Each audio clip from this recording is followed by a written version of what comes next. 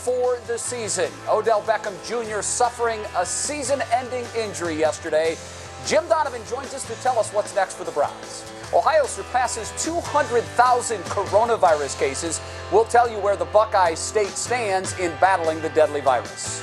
What's happening with our children right now is not fair. I mean, it's really not fair. Ping-ponging back and forth between online and in-person learning. It's creating a lot of stress for both parents and students. We'll tell you what some parents are asking of the district tonight.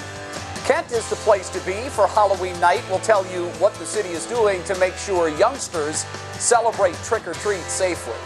And what's new on the moon is a huge deal for human exploration. We'll tell you about the new findings on the moon.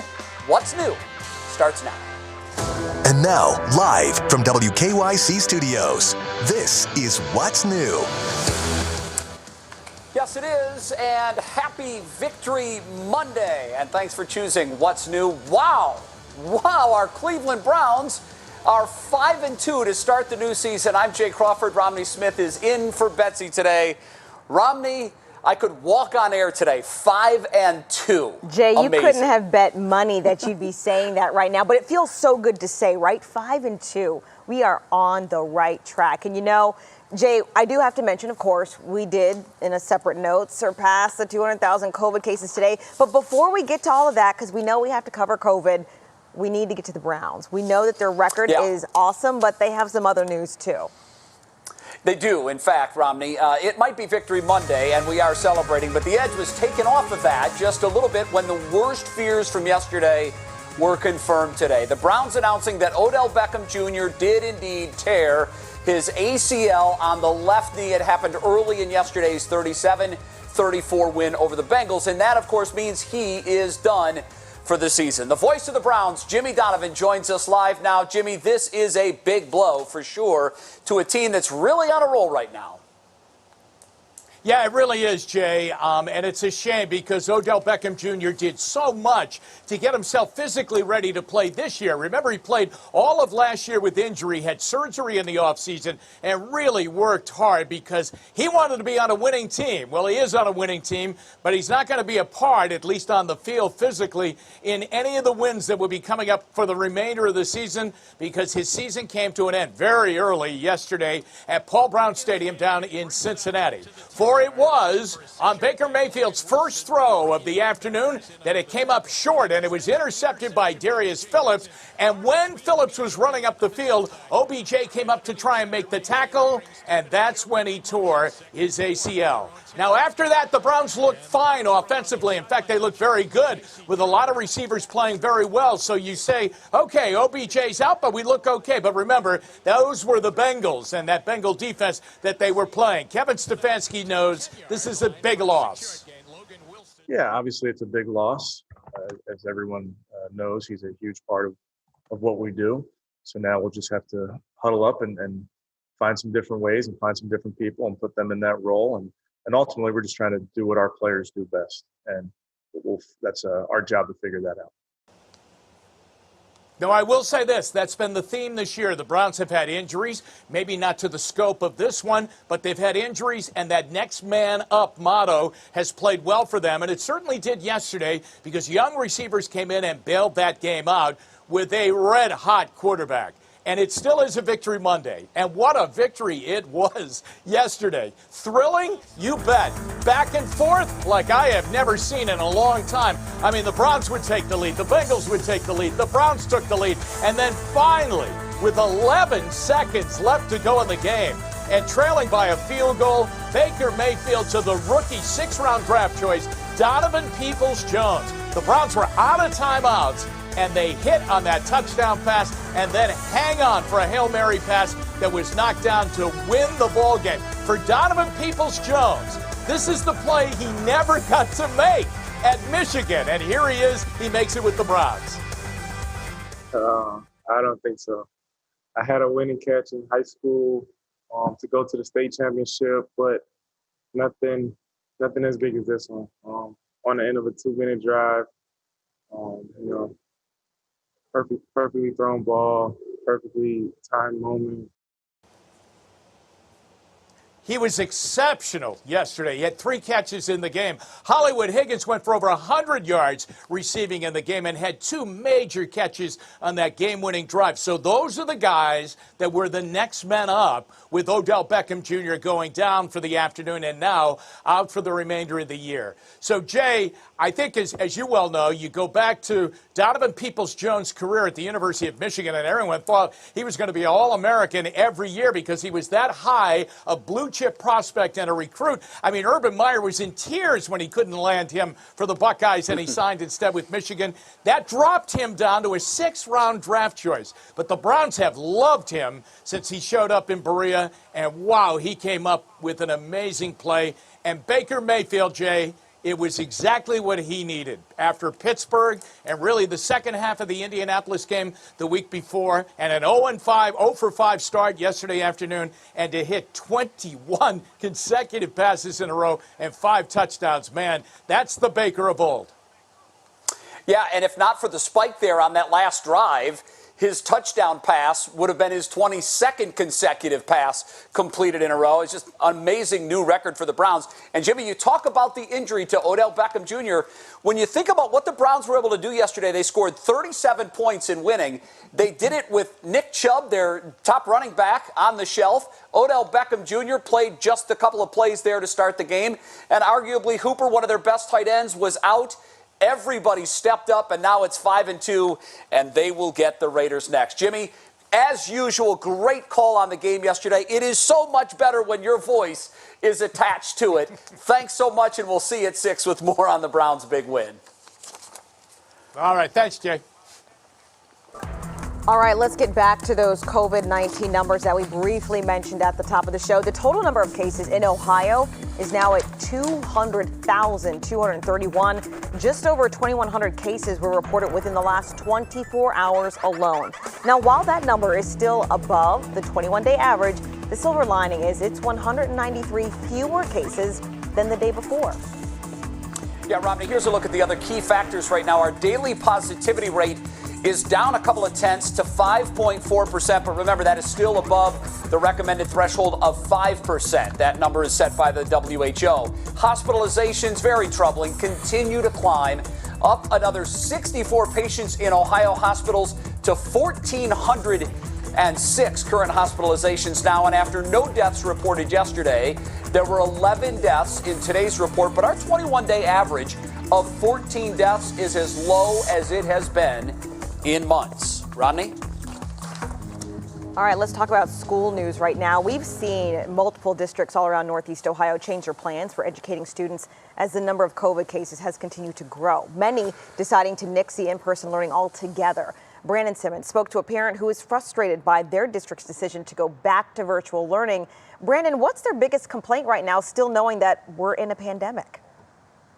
Yeah, we are still in the pandemic. And remember back to when schools first closed in spring, we didn't know a lot about the virus, but now there's been this ongoing debate about what's worse for students. Is it the potential for catching coronavirus, or is it keeping them out of school to learn virtually? So here's the scenario. The parent I spoke to has children in North Royalton schools. And after Cuyahoga County went red again, that district decided to switch to an all virtual plan for learning. Now, meanwhile, in the same county, the city right next door, Strongsville, has decided that all their students should be back in the classroom 5 days a week. So what gives?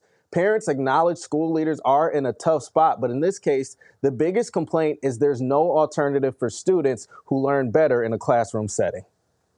You know, there's plenty of students that and their families feel like it's best for them to stay at home. Let them do the virtual teaching. That's okay. All we are asking for is a choice for our children, what's best for our family. Our kids are not on the same playing field. Education is so crucial, and I can't even help them at this point. Now, she also pointed out that one of her children is taking chemical engineering, and that's something that she can't teach. She jokingly said he's not doing any experiments in her kitchen. Now, I reached out to North Royalton Schools for comment on this story, but I've yet to hear back. Also, many people are asking, well, what does Cuyahoga County Board of Health have to say? Well, they've issued guidance, Romney, as you know, for what schools should do when the county reaches certain criteria. Of course, if Cuyahoga County turns purple, they recommend all schools return to a virtual setting. But the final decision, of course, so far is always in the hands of school administrators. And that, of course, will continue to frustrate some parents, Romney. And Brandon, we might see that happen if Cuyahoga County goes purple later this week. A lot of school districts will go virtual, so that'll be interesting to see. Thanks, Brandon. Well, one of the places we've seen huge spikes, both in Ohio and across the country, is college campuses. And as anyone who's attended college can tell you, Halloween is a huge time for large parties for many students. Tiffany Tarpley joins us now with a look at what's being done to prevent those large gatherings in Kent. Tiffany, good evening to you.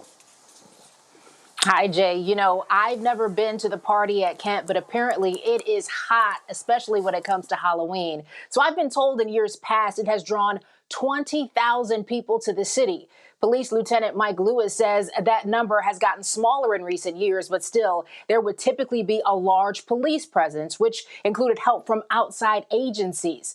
This year, though, they aren't expecting Halloween to be as busy as usual, so police staffing will be reduced. Officers will still be on the lookout for the usual offenses like loud noise, underage drinking, fights, things like that. But as for COVID-19 restrictions, well, that's being left up to the city health department. Kent Police is not the mask police. We're not the 10-person police, but we will back up our health department. If the City of Kent Health Department needs to address a gathering or a party, based on what they're seeing or what has been reported to them. And if they're not getting the cooperation that they need, they will call the police and we'll be there to support them. I like to still have fun and enjoy myself. So I'm still going to go out, still going to have a good time. But maybe if I roll up to a house that has a lot of people, I might be like, maybe try to find somewhere else to go.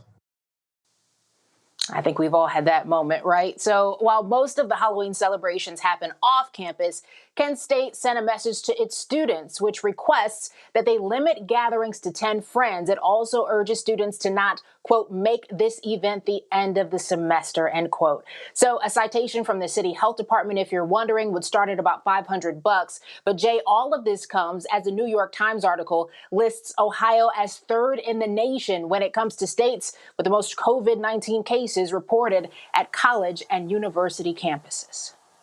All right, Tiffany, something to keep in mind as we move into the Halloween party season. Thank you. Romney? Well, the number of people casting early ballots in the presidential election now surpasses those who voted early during all of 2016. More than 58 million Americans have voted early nationwide so far. And here at home, we're seeing the same. Cuyahoga County is saying after their doors closed Sunday evening, the total number of early in-person votes stands at 33,445, compared to 4 years ago, where after the first weekend of early voting, only 17,701 people had cast ballots. And that trend isn't just in Cuyahoga County, it's also being seen in Geauga County. I spoke with the director of the Geauga County Board of Elections office today, who says he's been staying very busy ever since early voting started. And now, while the line is sometimes longer than other times, there is always a line, which is a good thing for civic engagement.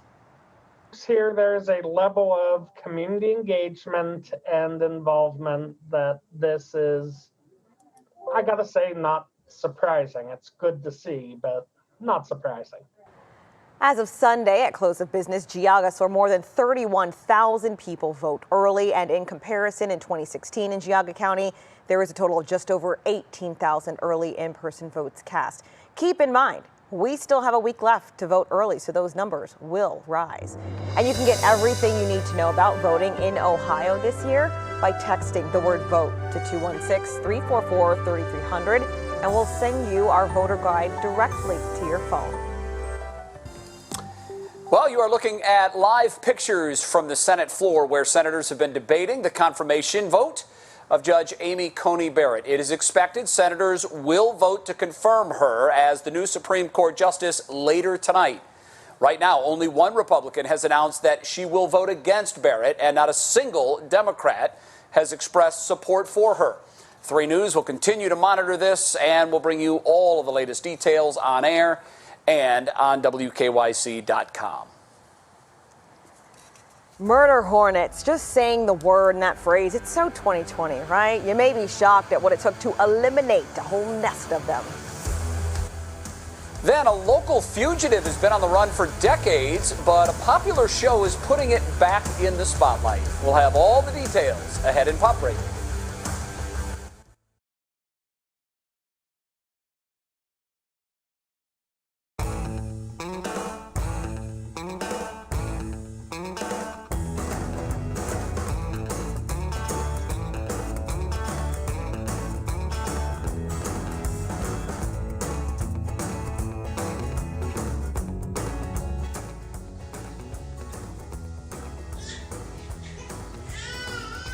Yeah, I got you, Al. You got me okay?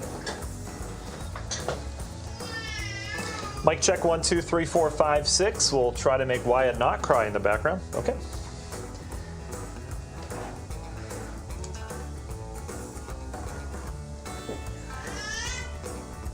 Not anymore.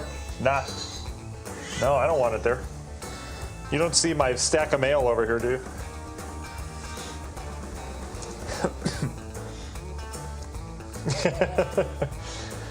We don't have Verizon anymore. It's AT&T.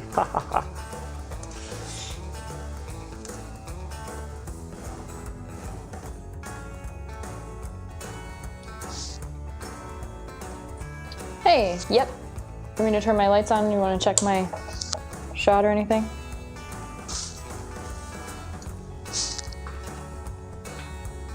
Okay. All right. Okay, thanks, Al.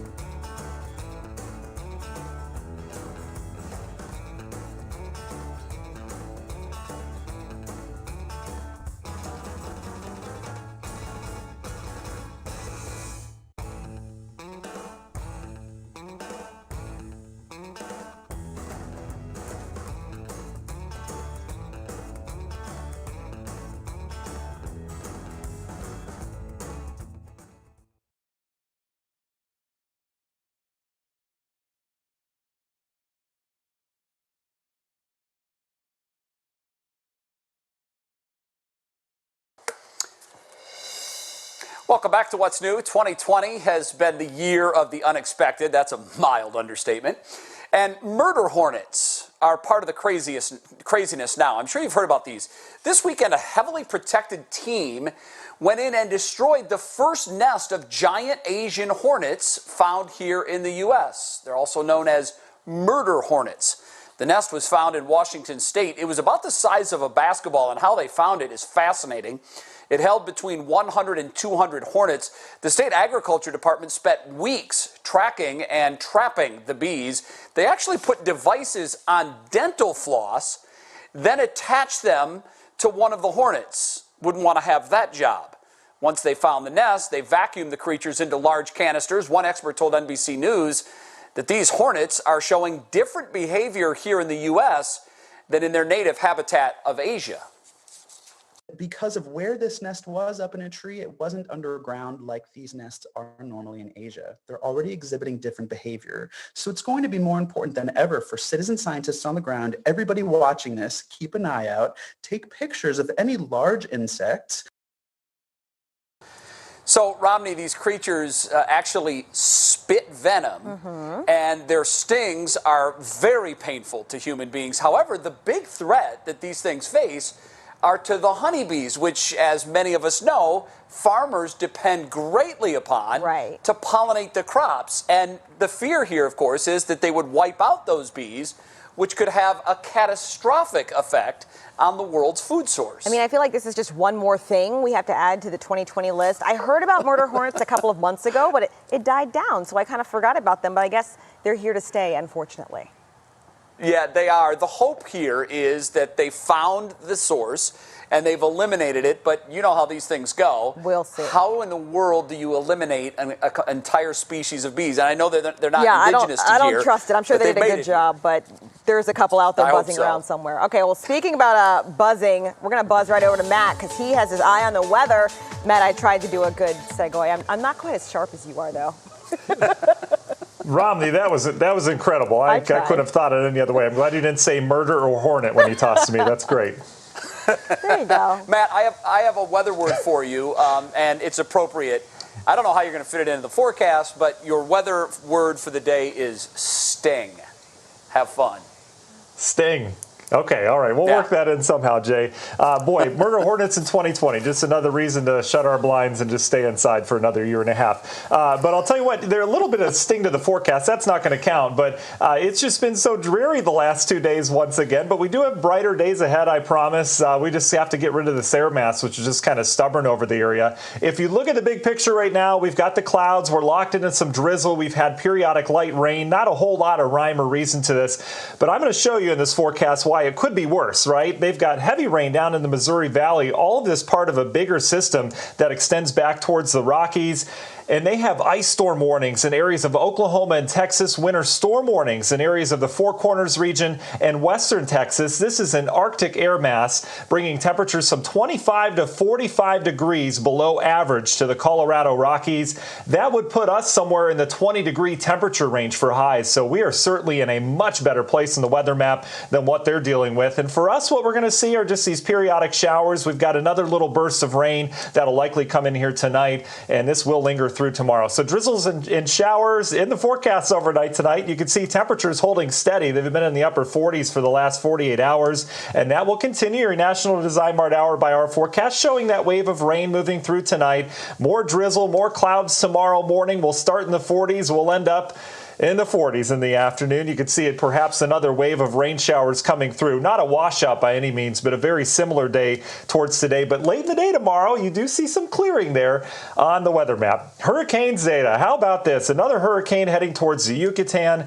This is going to emerge in the Gulf, and you talk about a sting to a certain area in the Gulf Coast. This will more than likely reach areas of Louisiana as a Cat 1 hurricane once again. They need no more to do with the tropics. They cannot wait for this season to end. How that impacts our forecast, though, this is going to travel up towards the Ohio Valley and bring a slug of rain with it as it combines with that low pressure out west. So you can see it here in Universal Windows Direct 7-day forecast. We're dealing with a nice day on Wednesday after we clear things out tomorrow, but rain could be heavy at times on Thursday as that system comes through, and on the back side of it gets cooler on Friday. Wouldn't be surprised to see some wet flakes in portions of the viewing area, but Jay and Romney, the good news is we clear things out for Halloween. Perfect timing on that. Should be 50 and mostly sunny for all those trick-or-treaters out there. So certainly could be, again, a lot worse around here this time of year.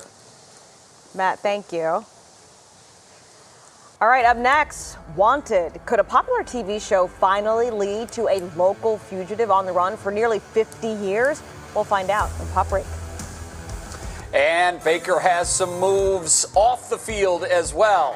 You've got to see our Worth the Watch video. It's straight ahead when What's New comes right back.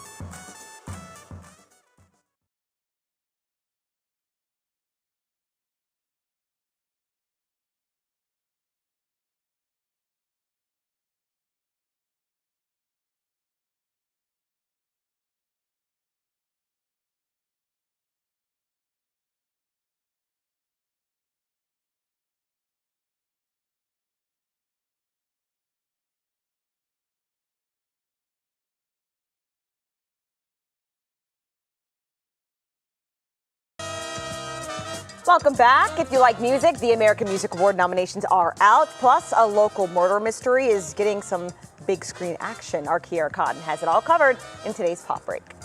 Netflix's hit show, Unsolved Mysteries, is helping to shed light on one of Ohio's most infamous cold cases. Lester Eubanks, a former death row inmate sentenced to life in prison for the gruesome murder of a 14-year-old Mansfield girl, has been on the run for nearly 50 years. Eubanks escaped police custody in 1973. His story was featured in the most recent volume of the popular show, reigniting interest in his case. Following the show's release, authorities have received hundreds of tips. Anyone with information on Eubanks' whereabouts or his life on the run is asked to call the U.S. Marshals Service tip line at 866-4-WANTED. A $25,000 reward is available.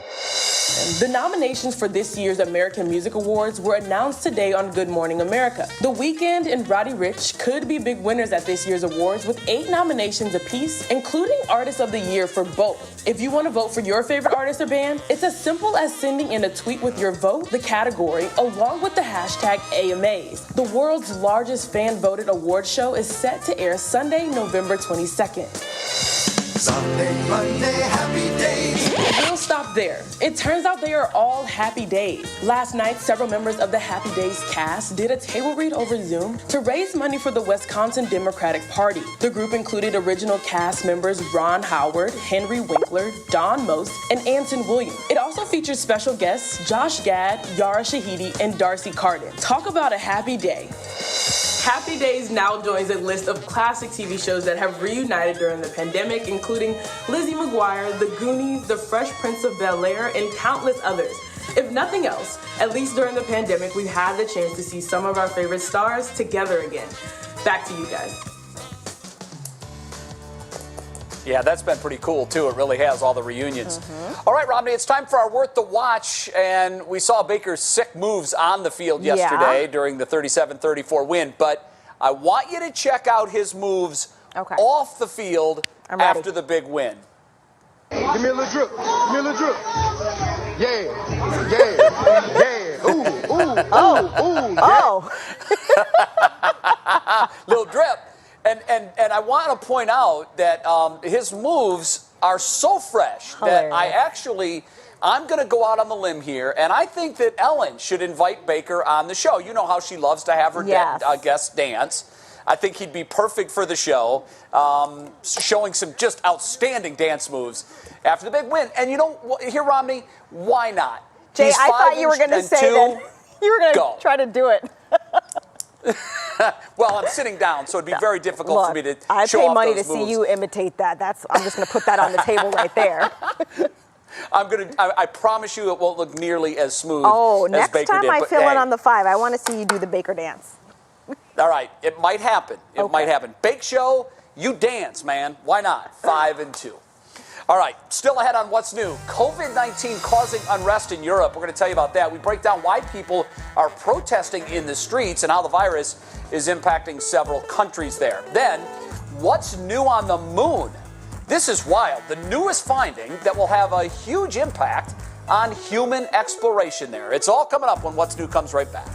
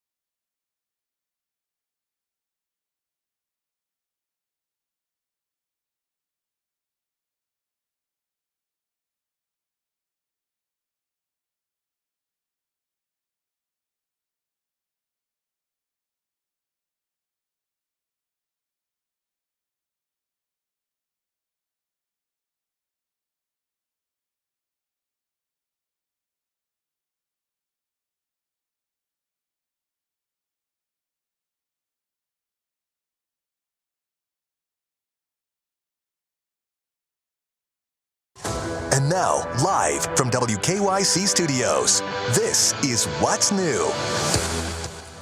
Welcome back to the program. It is so good to be with you. Jay Crawford broadcasting live again from Studio J. Romney Smith in for Betsy, who will be back tonight at 6 o'clock. She's busy behind me doing some work. I promise she's here, but I always like to fill in when I can, whenever one of you guys is gone. So always a pleasure to be here.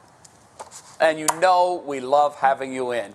Romney, our top talker at 5:30, a surge in COVID-19 cases in Europe. And it is big. Protesters now breaking out in countries like Italy and Poland because a surge in cases has led government officials there to put many restrictions back in place. In France, listen to these numbers. They recorded 50,000 cases over the last 24 hours. France and Spain now have more than 1 million cases of the coronavirus. And meanwhile, Belgium has seen a 75% increase in cases in just 1 week. Now, the World Health Organization is warning this is just the beginning. The next few months are going to be very tough, and some countries are on a dangerous track. Dangerous indeed. Many politicians there are being criticized for not preparing for the second wave when we had that summertime dip in cases. Romney, many are warning we cannot let our guard down just yet, even if many of us have seen COVID fatigue over time beginning to settle in. This is very serious. And you'll remember, after Europe had its first outbreak, it took a few weeks, but then those numbers were spiking in the United States as well. And we've already seen a huge increase in cases here in the U.S. We have, and that fatigue is so real. But Jay, just as the people are saying, we have to still try to practice our safety or else it's never really going to go away. So it's sad to see, and I hope that we don't follow that spike that Europe is seeing right now. Have to keep a close eye on it, and please, for those watching, maintain all of the proper protocols to keep spread down. Now let's get you caught up on other big stories that are making headlines in the news on this Monday evening, and for that we say our first hello of the day to Russ Mitchell. Hi Russ, happy Monday to you. Jay, happy Monday. Welcome back. It is good to see you. Thank you. Here is what is happening tonight. The Senate is expected to confirm Amy Coney Barrett to the Supreme Court about 2 hours from now at 7:30. Let's take a live look at the Senate floor where the Republican majority is moving to push that confirmation through. If that happens, reports are that Justice Clarence Thomas will then immediately administer the oath of office to her at the White House. Also today, a horrible day on Wall Street. The Dow dropped more than 600 points. NASDAQ fell almost 190 and the S&P lost almost 2%. It was the market's worst day in a month as COVID cases surge. The wife of Brian Macron, the Medina County Township trustee whose death has remained a mystery for more than 4 years, has hired a private investigator in the hopes of getting answers. That case was closed last week after investigators say they found no evidence that anyone else was involved. He's a wonderful man, giving man, loving husband. 23 years we were married.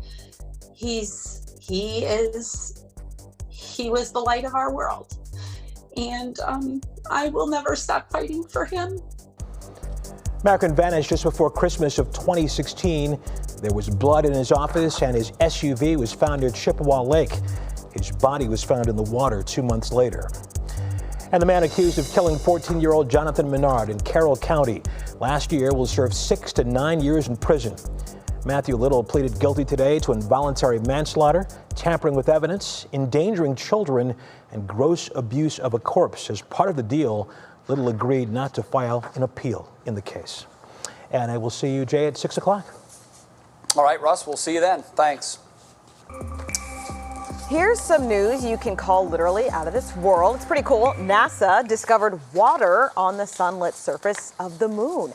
Water ice has been found in the coldest, darkest parts of the moon before, but the new findings suggest that water might be present across the lunar surface. It's the part circled in red. Astronomers did find about 12 ounces of water in a crater. This discovery is a pretty big deal for human exploration, especially as NASA prepares to fly astronauts back to the moon in 2024. Water on the moon, of course, if they find more, could be used as a resource for crews or fuel for traveling even deeper into space. Jay, that news, of course, they have to find more than a few ounces, but that could really change the space game. Yeah, it really does. And I'm a huge space geek. I love stuff like this. Obviously, and this is, maybe a bridge too far, but we'll connect the dots. Okay. The thinking there is if there is water, perhaps there might be some kind of living organism, and that certainly would be a huge breakthrough for everybody that's into the study of that kind of thing. But just the notion that there is water there is fascinating to me, and I can't wait to hear what more they find when they finally go back to the moon in 2024. I'm excited about that mission. I really am. It's not the end of that story. We're going to hear more about it, and I look forward to learning from it. Absolutely. You and me both. All right, still ahead on What's New. Cleveland native and celebrity chef Michael Simon has a strong message for Cleveland Browns haters. His hot take is next. Then the countdown to Halloween is on. We have some fun drinks and decorations for your small, safe family get-togethers. And Matt, what's going on outside? Hi there, Romney. A little rain today. Never hurt anybody. It actually feels kind of refreshing outside, but the problem is, if you don't like this kind of weather, we're going to be kind of stuck in it over the next couple days. We'll detail what that forecast looks like. We've also got the remnants of what will be Hurricane Zeta heading our way on Thursday. We'll detail what that means for your forecasts coming up.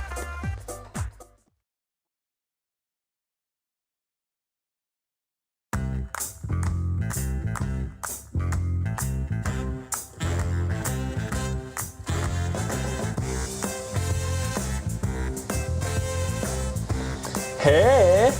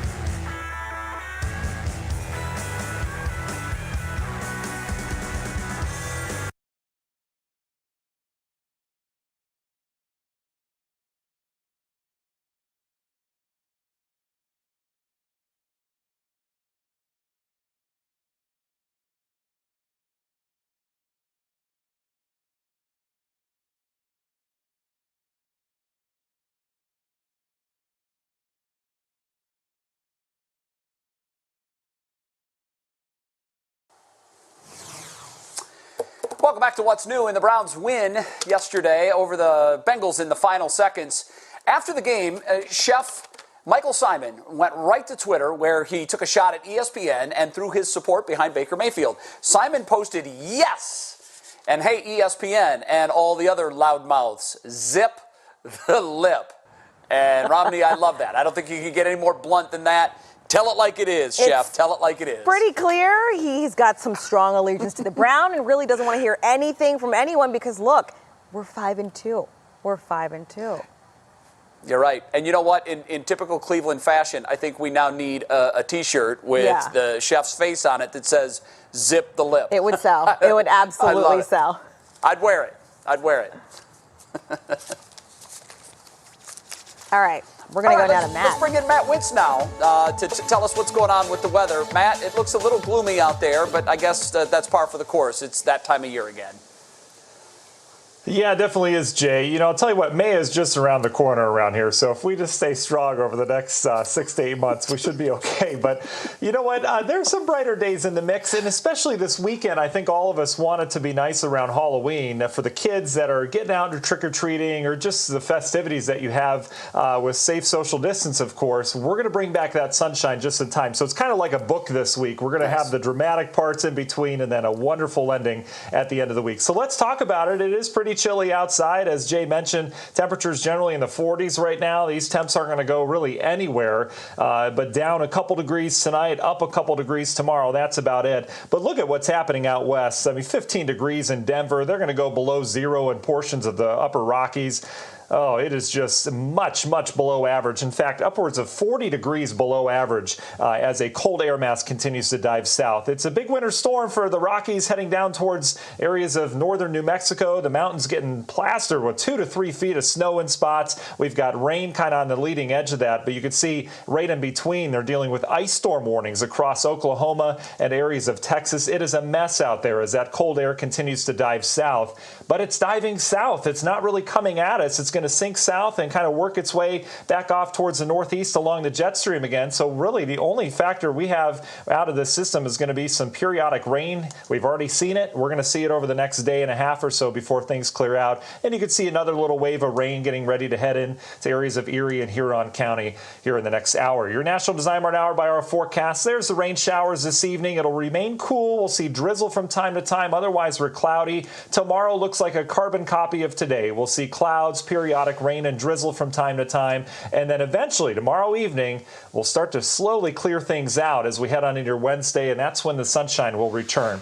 Hurricane Zeta in the Gulf of Mexico getting ready to make landfall near Cancun, Cozumel. This is going to be a Category 1 hurricane as it crosses over the Yucatan. Out into the Gulf is a Category 1, and then it'll start to head its way up towards our direction. And this will impact us with some potentially heavy rain around here on Thursday, depending on the path. The big picture, you can see how that system comes together with that low in the Rockies. And watch what happens later this week. Pretty good slug of moisture heads northward. This will bring that heavier rain into the Ohio Valley on Thursday, depending on the track. And then as that forms a bigger low off towards the east, you saw it there. There could be some snow out, especially east into New York and upwards of New England. But boy, it's coming pretty close. So this is going to be a forecast you're going to want to stay tuned to. This would be a Friday time frame on that. Universal Windows Direct 7-day forecast. Wednesday's our bright spot this week. There's the rain on Thursday and Friday. And Jay and Romney, I mentioned that we clear out for Halloween. Boy, does it look nice Saturday and Sunday. And just long term, over the next 10 days, it looks like we get a nice dry, warmer stretch next week. So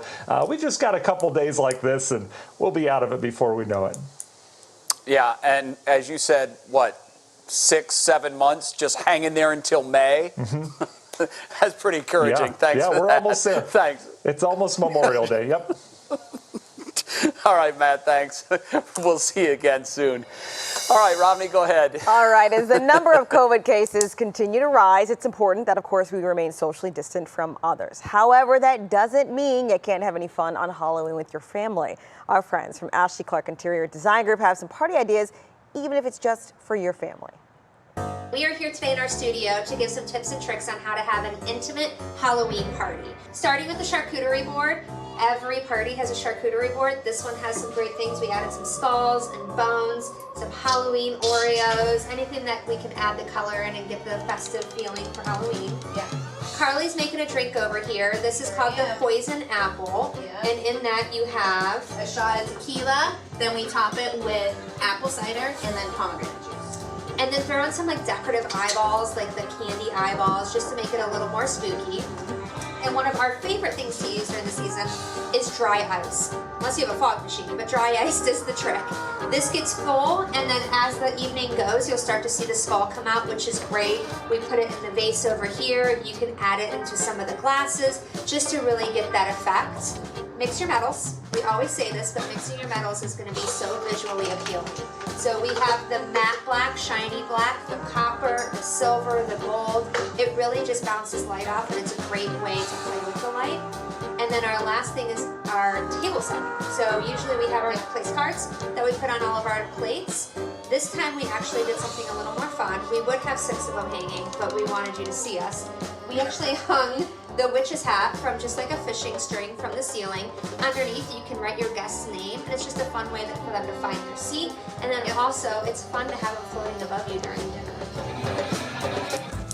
Cute ideas. Still ahead, a lot of you are reacting to OBJ's injury and the Browns win yesterday. We'll talk all about it ahead in Clicking in Cleveland. Then, who knew you could keep squirrels away from your pumpkins with a simple trick? We're going to tell you what you need, and chances are you already have it. And it's time for the pop quiz question of the day. And it just so happens to be National Pumpkin Day. These edible fruits can be featured in many fall desserts, including my fave, pumpkin pie. But here's a question. How much does the largest pumpkin in the world weigh? 2,624 pounds, 2,657 pounds, or 2,702 pounds? The answer when we return.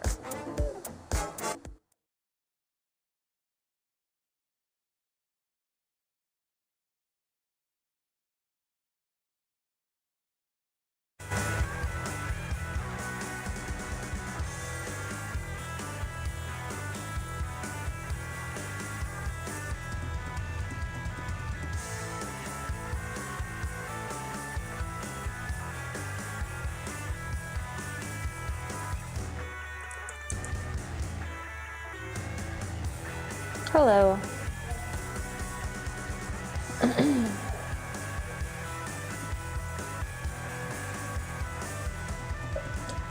Okay.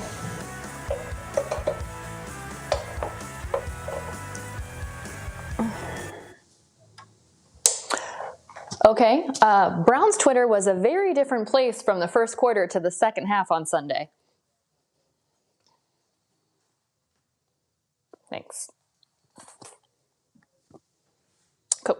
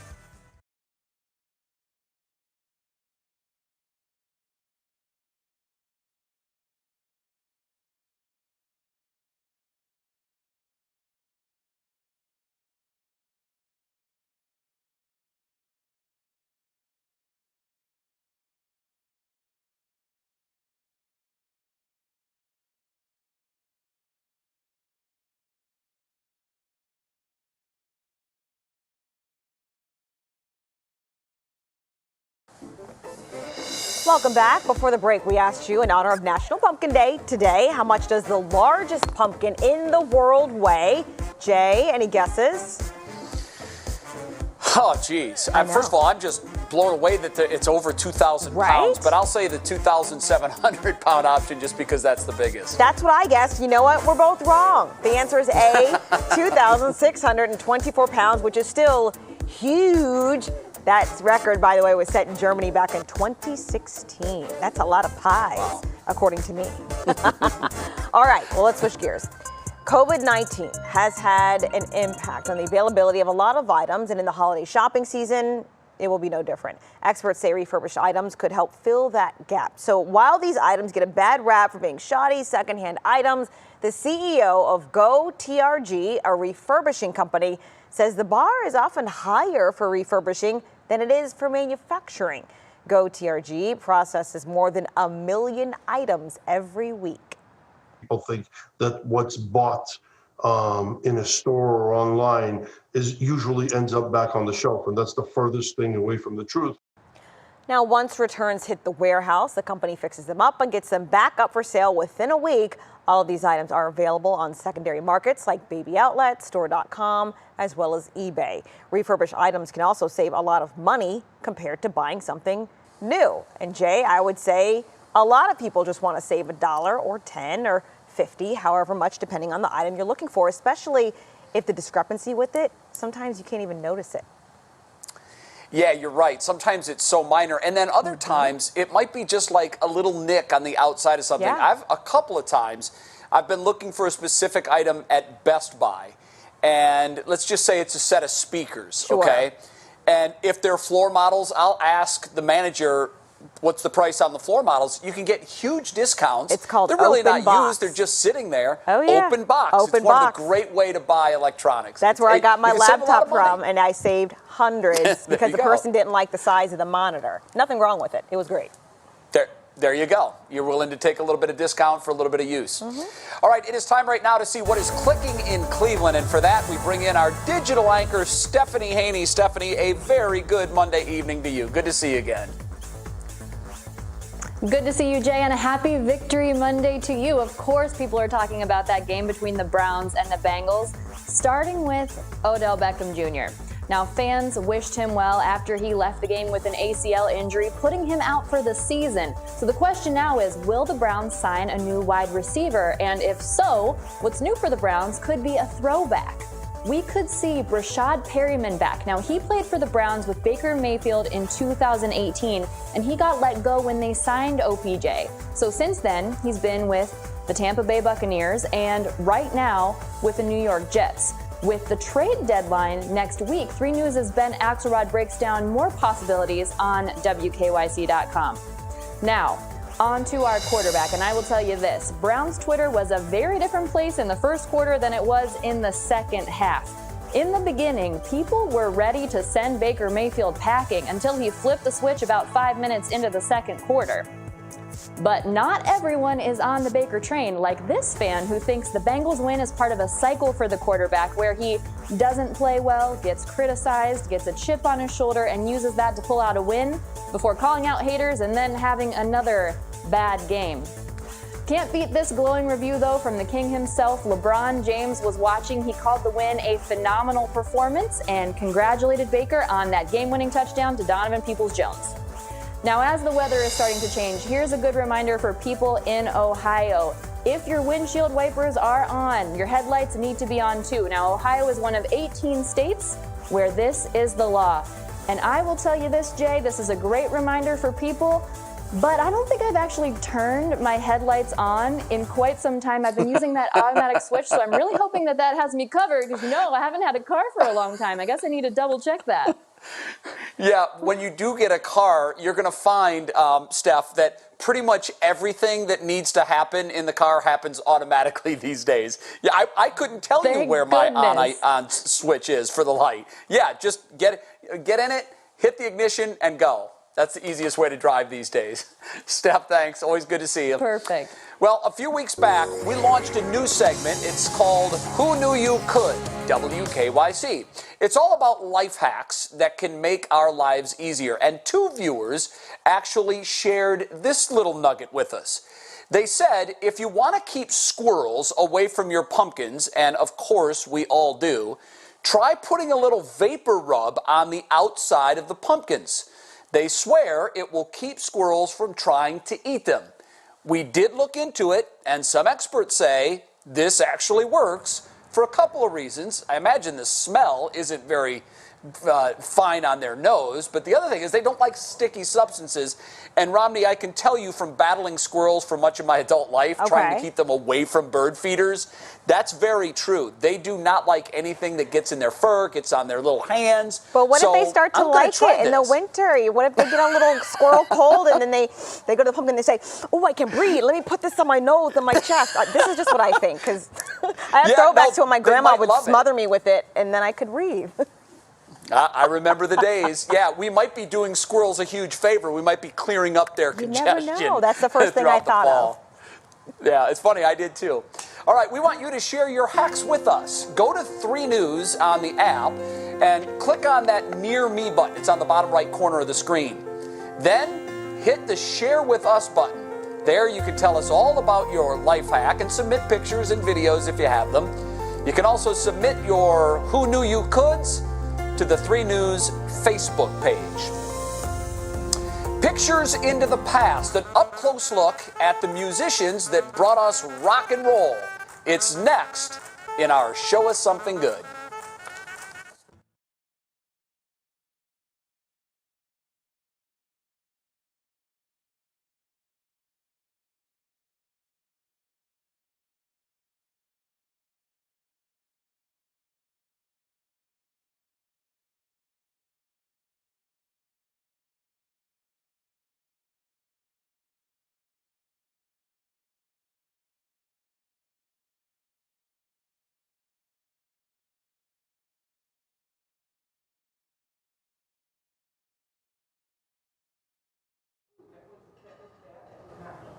Hey there, Al testing 1, 2, 3, 4. Hello, hello, hello. Good evening. I'm Russ Mitchell.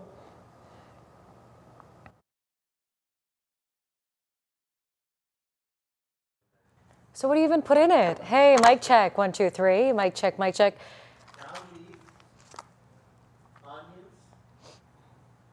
Crane, you don't put any beans in the chili?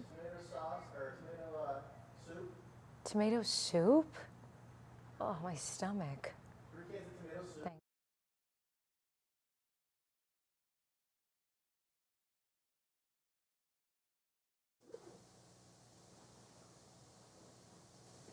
Yeah, I'm still here.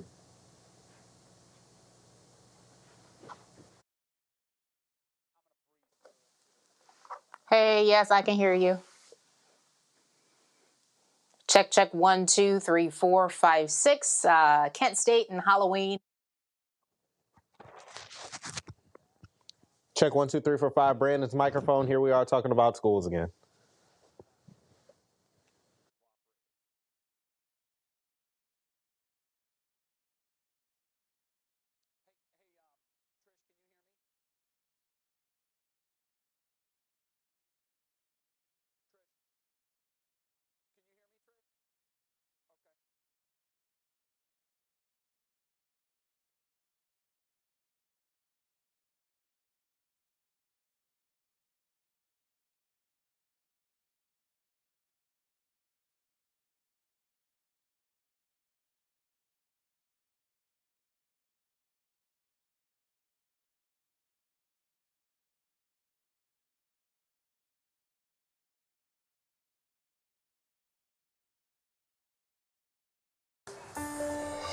Well, we wrap up this Monday of What's New with our Show Us Something Good. It comes from Cleveland's Rock and Roll Hall of Fame. Right now on display, some of the most iconic photographs of legendary musicians. You'll see pics of Janis Joplin, Jimi Hendrix, Iggy Pop, and the Grateful Dead. So many others too, Romney.